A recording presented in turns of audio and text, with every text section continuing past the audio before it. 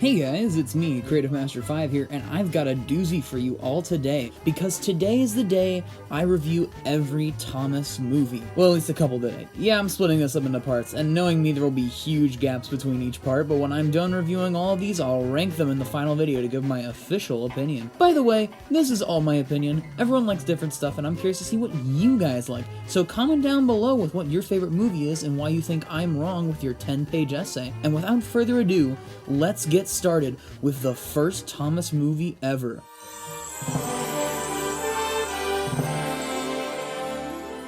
Magic Railroad is really weird.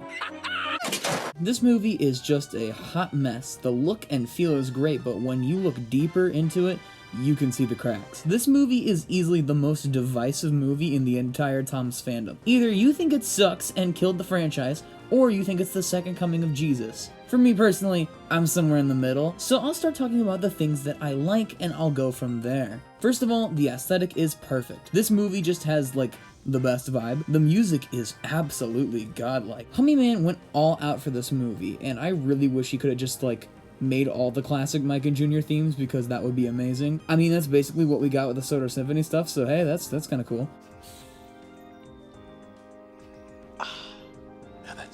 Another thing that's really great about this movie is the beautiful model work.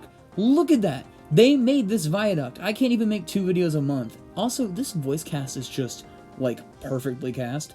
Edward Glenn is the Thomas voice. Little engines can do big things. Same with Neil Crone as Gordon. Collecting Mr. Conductor is an important job, Important is big. I'm a big blue engine who knows everything.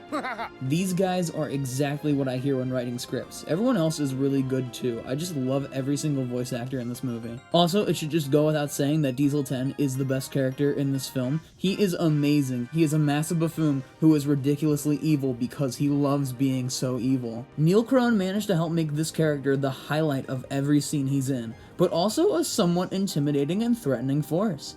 I mean, he killed James, come on. Oh my gosh, and Splatter and Dodge just rule. They are the best. Hey, hooray! We're gonna have a party! I love parties! Yeah, who's got the balloons? The frickin' best. Also, this movie's pacing is really good.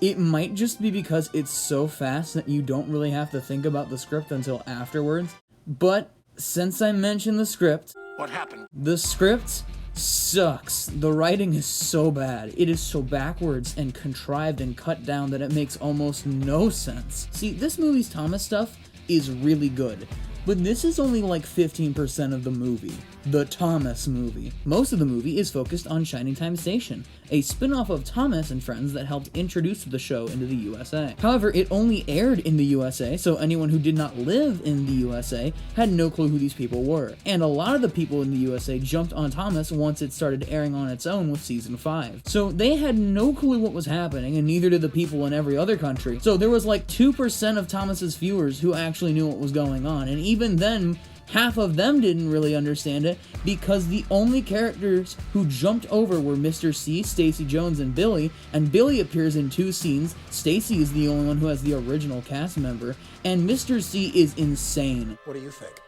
Like, come on, you could have had Schemer in this at least. Also, the human actors are just not very good. Now, I think both conductors are doing fine. Alec and Michael are clearly having a ball with the roles that they're doing. Mara gets a pass from me just because, like, she just got dealt the worst hand with this movie. However, Peter Fonda has no excuse. He gives a lifeless performance that is perfectly matched by how poorly written the character is. And also what's really funny is he's very enthusiastic in interviews. So what happened? But the biggest sin that this movie commits is not the acting, it's not the weird pacing that I can't decide if it's good or bad or not. It is the fact that Thomas is not the main character in the Thomas movie.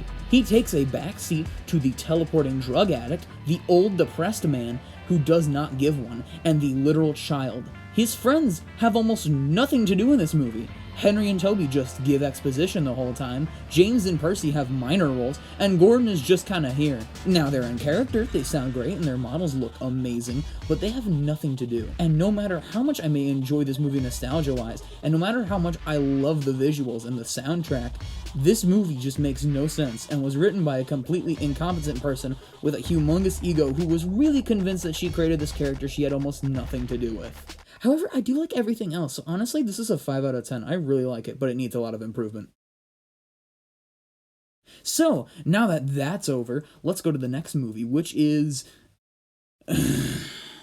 Calling All Engines is extremely boring, yet it is very short, so I kind of don't mind. I think there's a lot of misconceptions about how I feel about this movie because of my roasting video. Most of that video is me being extremely satirical with like 1% of my actual opinions in each bit of dialogue I have, but I do state some of my real opinions on the film in the video. Vacationers still come to Sodor though. If they've gone this long being successful without air traffic, then why would they need it now? What's the difference? Calling All Engines has so much crap going on that I feel like I need to go through scene by scene. So that's what I'm gonna do. Okay, this movie starts with the standard Beautiful Day on Sodor opening line, narrated by Michael Brandon. And here's the first problem. I hate Michael Brandon's voice acting so much. He is so incredibly grating that I cannot take him seriously, and it actually ruins good episodes from this era. He has never had a good voice for any of the characters, and he progressively gets worse with every season somehow. Also, we are greeted by the blaring horn section that Robert Hartshorn introduced, which also gets worse with every single season. His themes are very nostalgic to me, but man, most of this stuff reeks. It is just too much. But Ed Welch, ooh. I have no idea why the frickin' stars aligned, and all these songs are masterpieces, but holy frick, I love these songs. Busy is easily my favorite song from any Thomas film, maybe other than Really Useful Engine from Magic Railroad. Try to Do Things Better is so good, and it actually works to tell us how the characters are feeling in a better way than the 2 pages worth of exposition Michael gives us. The Cut Dream song is weird and interesting in the best way possible, and the Together song is a perfect closing song. However, these songs cannot fix the damage from the learning segments that take up way too much time.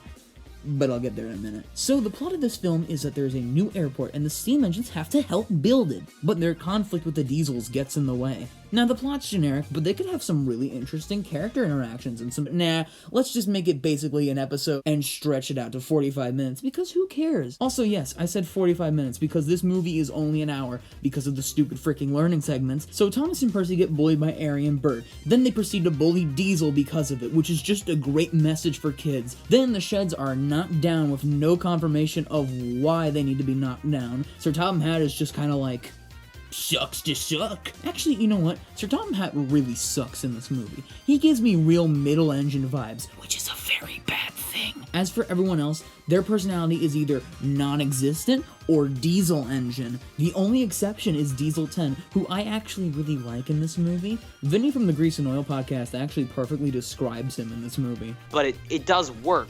Yeah, he's this nice guy, you know, he looks grumpy, but you gotta talk to him and he'll be fine. He brings a little personality to the 2 scenes he speaks in. Also, it's probably fair to say that this is the least visually interesting Thomas film. It's not groundbreakingly amazing, but it's not absolutely putrid, like The Great Discovery's orange tint that it has the whole time that just kind of ruins some shots. This movie has moments of creativity, like George being here, or the dream sequence bit. I think The Storm is a standout moment because of the amazing score, but other than some other few and far between moments, this movie remains bland and uninteresting. I give Calling All Engines a light 4 out of 10.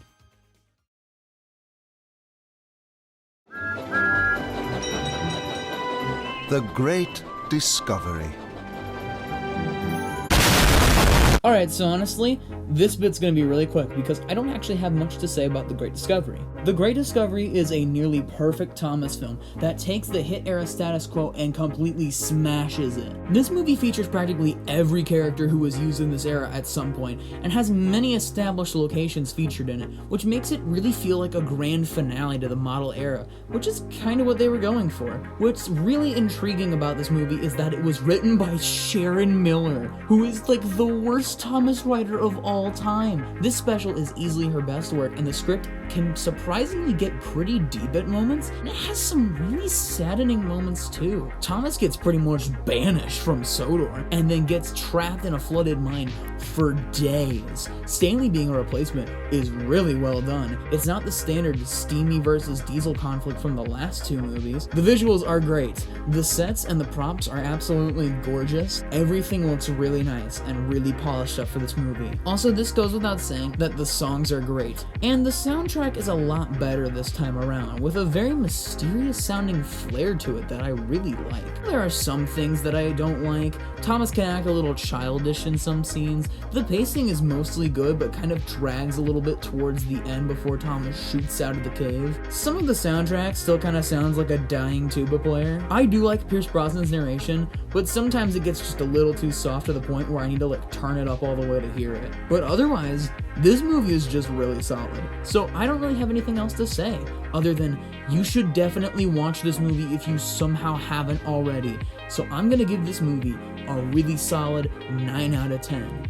Really good stuff.